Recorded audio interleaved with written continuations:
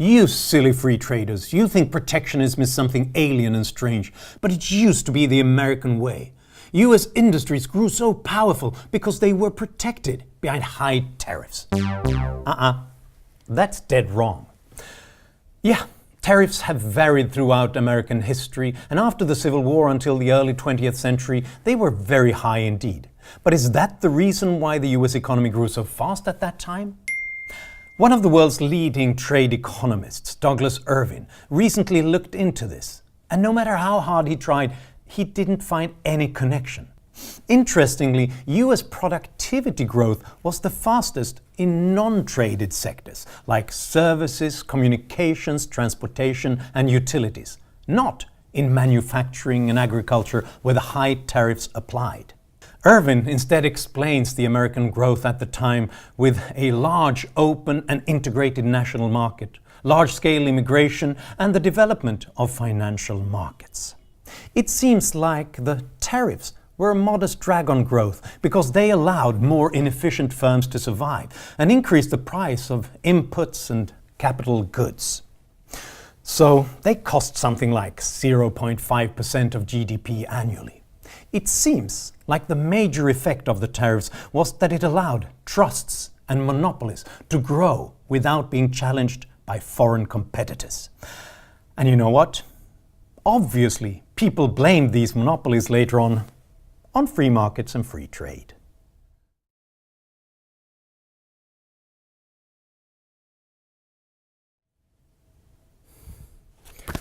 Science is in crisis. More than half of all psychology studies cannot be replicated and find the same results. And we see increasing evidence in other sciences as well. More studies are retracted. They show bias, even fabrication. But that's dead wrong. Yes, we see many more studies that have to be retracted by scientific journals. But you know what? We also see many more studies than before, and many more scientific journals carrying retractions. And if you adjust for that, we haven't seen an increase in retractions. There's no increase in the proportion of studies that have to be retracted. The US Office of Research Integrity has not found an increase in misconduct.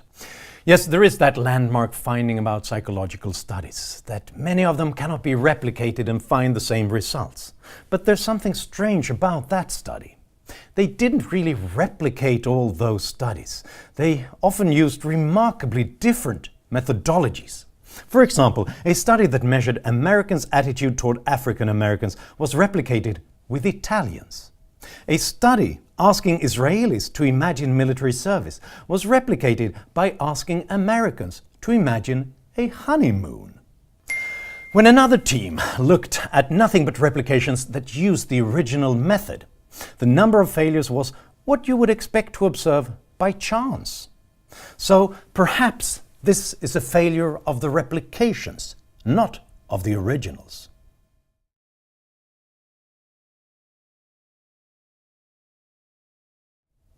The rich are bad people. According to Oxfam, 2/3 of the billionaires owe their fortunes to inheritance, cronyism and monopoly. But Oxfam is dead wrong.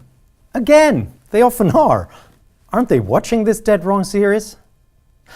As Sam Dimitrio points out, this time they make an infuriating illogical leap. They think that just because there is monopoly and cronyism in a particular sector, they can treat all the income generated in that sector as the result of cronyism and monopoly. For example, they include all the wealth produced in corruption-prone countries. They include all the wealth originating from mining oil and gas, no matter how entrepreneurial and innovative the business is. Astonishingly, they count as monopoly fortunes all the money made in information technology, law, finance, and healthcare. And all the money made by CEOs if they haven't founded the company themselves. And it gets worse. The author of this Oxfam study even thinks that the fashion industry and the music industry are monopolies because they are prone to fads. By that standard, I guess even charity work and dead wrong clips would be counted as monopoly activities. If we used Oxfam's own infuriating logic, we would have to say that just because Oxfam produced this stupid study, the whole of Oxfam should be treated as stupid and illegitimate.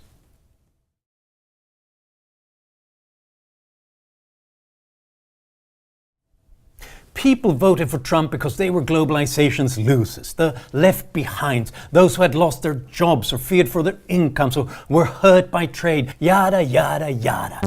It's so dead wrong. It's an old myth, but it keeps being repeated, and that's bad, because our interpretation of history decides what we do next. For example, this myth turns Republicans into protectionists and Democrats into radical leftists. Now, a new big study of American voters in 2012 and 2016 proves this wrong again. It shows that those who had lost a job, those whose incomes declined, those who worried more about their finances or thought that trade had hurt them, were not more likely to vote for Trump. In fact, areas with a higher median income were more likely to vote for Trump in 2016 than for Mitt Romney in 2012. Areas with more manufacturing were less likely to shift toward Trump. It's the total opposite of this old loser narrative. So what explains the 2016 election? It's not economic anxiety, it's status anxiety. Those who feared that old hierarchies were being upended, that the USA, the whites, the Christians, the males were losing their power in the modern world. They shifted toward Trump. So the 2016 election was the result of anxiety about dominant groups' future status, not about being left behind in the past.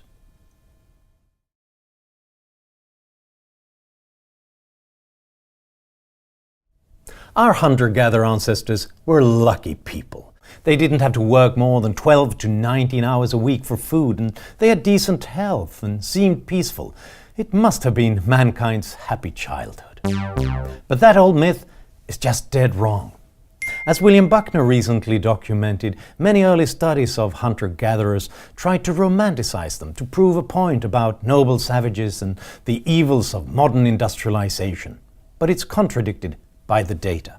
For example, the researcher who claimed they didn't work much later admitted that he conveniently forgot all the time spent on food processing, on tool making and general housework.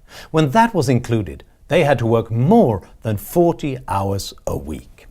They were often close to starvation, and when there was a drought, many perished. Infant mortality was shockingly high, and many infant girls were killed in cold blood.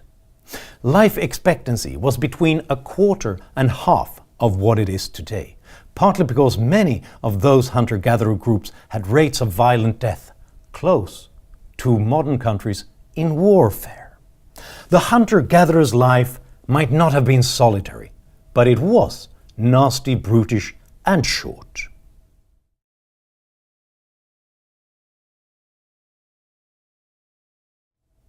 Summer is coming, but the bees aren't. For some reason, the bees are abandoning their hives, with disastrous consequences for pollination and food production. We are heading for Beepocalypse. But that's dead wrong. In 2006, American beekeepers noticed that the normal winter losses were much bigger than usual. Almost a third of all the bees died. And if a third of anything goes annually, then it doesn't take too many years before it's all gone. And people started blaming everything from genetically modified crops to cell phones.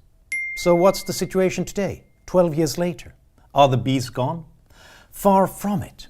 In the United States, we now have 10% more bee colonies than in 2005, before hive collapse was first observed.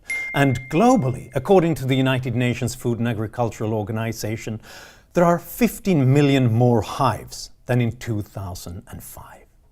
This is because beekeepers began to change as circumstances and prices changed.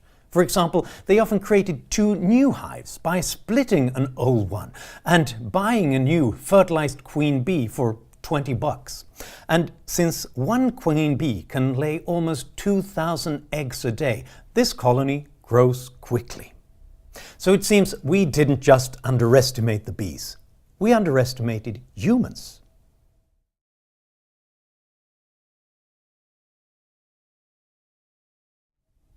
The poor eat crisps while the rich feast on crispy vegetables. There is nutritional inequality, and that's because the poor often live in food deserts, places far removed from supermarkets with healthy choices. Obesity, disease and early death because of market failure. Oh no, that's dead wrong. If people only ate unhealthily because they didn't have any other options, they would change their habits if they moved to a richer place with more choice. Or when a supermarket enters a new area and introduces a wide selection of cheap, healthy food.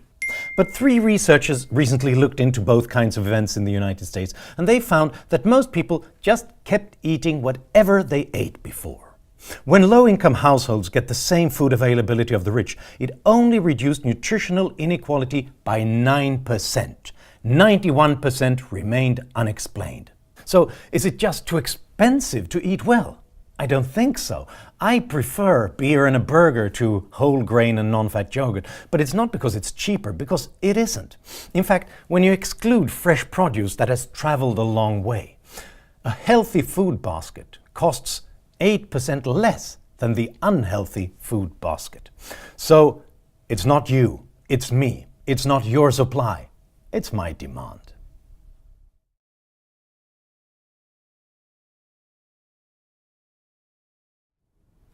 Here's a fascinating look at how statistics deceive when the underlying data is unreliable.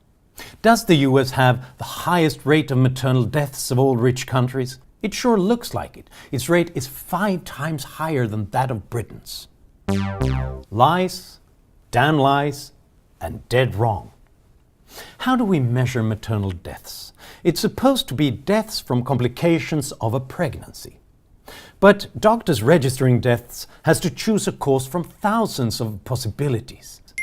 That's difficult and involves lots of flexibility. And it seems that doctors are much more likely to register pregnancy as the cause if the form has a checkbox asking whether the woman was pregnant or not. And here's the thing, the US added such a box in 2003, whereas Britain, for example, didn't. And after 2003, maternal deaths in the US spiked. Not because of health issues, but because of coding issues. When experts review old records and only count health problems caused by the pregnancy, the US maternal death rate is not 5 times higher than that of Britain's. It is almost exactly the same.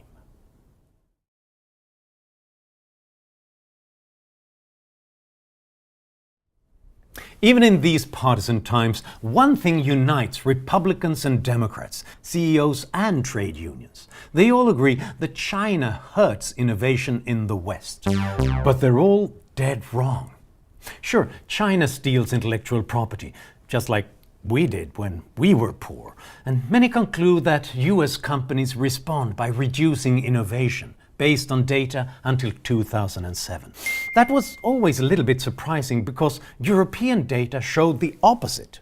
15% of all the technology upgrades in European companies could be attributed to Chinese imports. Now the IMF has more recent data from the US after 2010, when the trade deficit with China increased to an all-time high. And sure, imports surged. But so did American research spending and American patents. It seems like intelligent companies responded to fierce competition not by lying down and dying, but instead by stepping up, researching, developing, and innovating more than before. Most interestingly, patents and research spending in the country most directly exposed to Chinese competition, its neighbor, South Korea, did not collapse. It doubled in 10 years.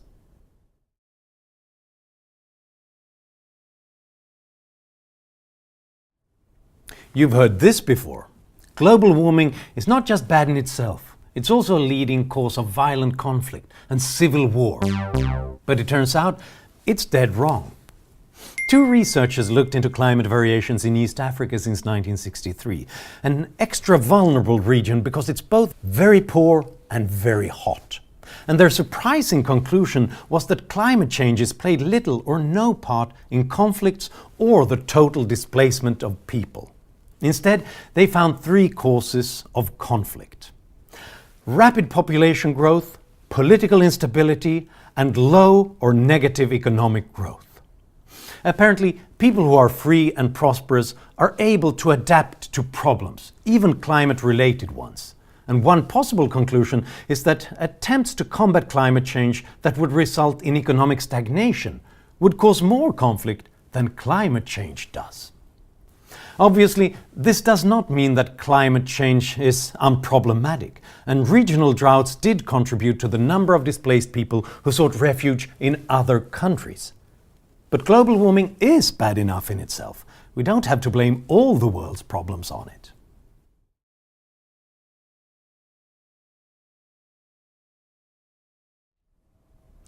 I want to live in the city, and you want to live in the city. But there are too few apartments, so we need rent control to make it affordable for everyone, not just the richest. Dead wrong. If price controls were the solution to scarcity, Venezuela would now be one giant breadbasket rather than the long bread line it really is. Price controls, artificially reducing the price of something, reduces supply and creates scarcity. In San Francisco right now, it seems like all the leading candidates for mayor and the voters want to solve the housing crisis by extending rent control rather than just allowing people to build more. But almost half of all the rental apartments in San Francisco are already regulated. What did that lead to? Well, not to what was intended. It resulted in landlords not wanting to own old rental property anymore. Instead, they began to redevelop them, and often they converted them into condos.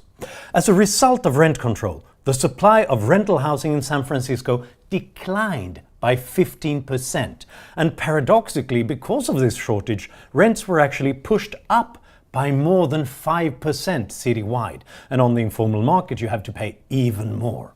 So if you think the rent is too damn high now, just wait till you see what you have to pay after rent control.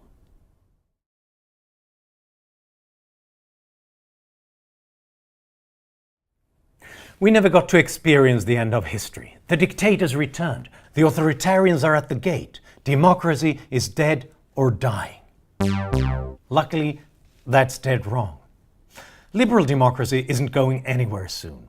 Sure, we had some exaggerated hopes in 1990, after the fall of communism, that the whole world would become free. But then Russia returned to dictatorship, and China remained a dictatorship. And yet, the share of countries that are democracies increased since 1990, from 46 to 63%. The last few years have been more disappointing, though. There has been an increase in the share of countries deemed not free by Freedom House since 2007, from 22% to 25%. That's bad, and we have to fight it. But most of that reversal took place in small countries, and the share of people living in not free countries didn't increase by more than 1 percentage point. That's a share that has been remarkably stable over the last quarter century. History is not over, but neither has it gone into reverse.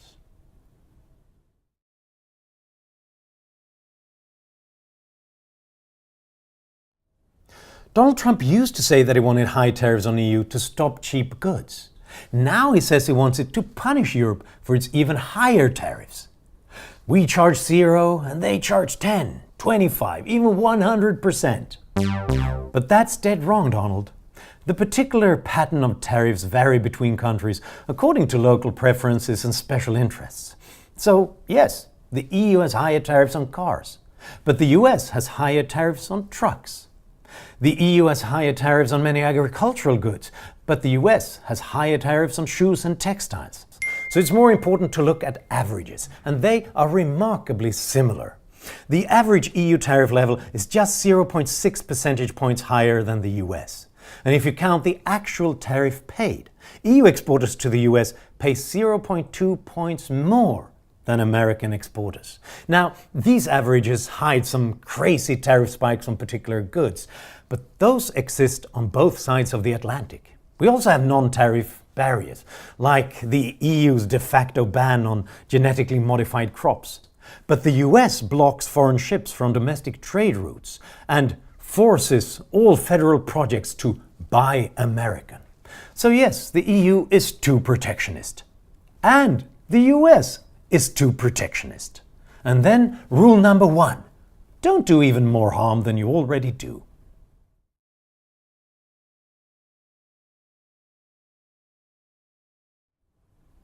The information sector is growing relentlessly, especially its profits. But its share of US GDP has actually declined over the last 10 years. You'd be forgiven for thinking that this sector doesn't contribute anything to wealth and to productivity. But you would be dead wrong. A cynic, Oscar Wilde, wrote, "is a man who knows the price of everything but the value of nothing."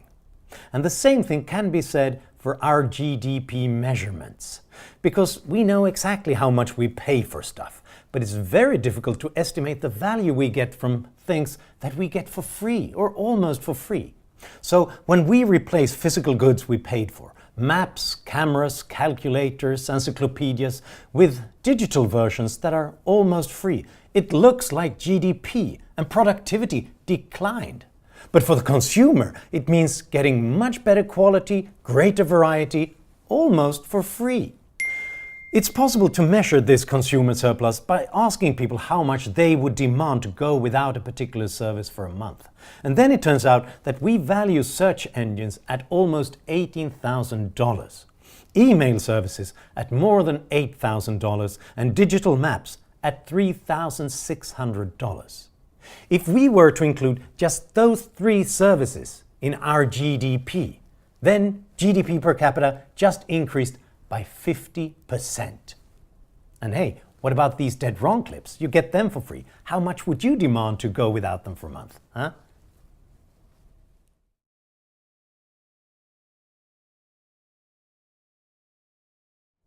Sweden, huh? A bunch of socialists. Like Cuba without the sun. We hate it. Or well, we love it if we're socialists. But both the left and the right are dead wrong. If you think my country, Sweden, is socialist, you don't understand the meaning of socialism. Socialism means having the government owning the means of production, like in Cuba, Venezuela or North Korea. But Swedish Social Democrats understood early on that they needed free enterprise to make Sweden prosper. And in fact, they even gave special privileges to big businesses. Instead, they tried to socialize consumption with tax and spend policies. But since the 1990s, public spending in Sweden as a percentage of GDP has declined by almost a third, and is now lower than in countries like Belgium and France, Finland and Denmark. And we combine this model with relatively free markets, with free trade, with pension reform, school vouchers, and no taxes on property, wealth and inheritance. A recent index of economic freedom even showed that Sweden is a more economically free market than the United States. So it's not Cuba without the sun, it's more like the United States without the sun, except in summertime when the sun never sets in northern Sweden.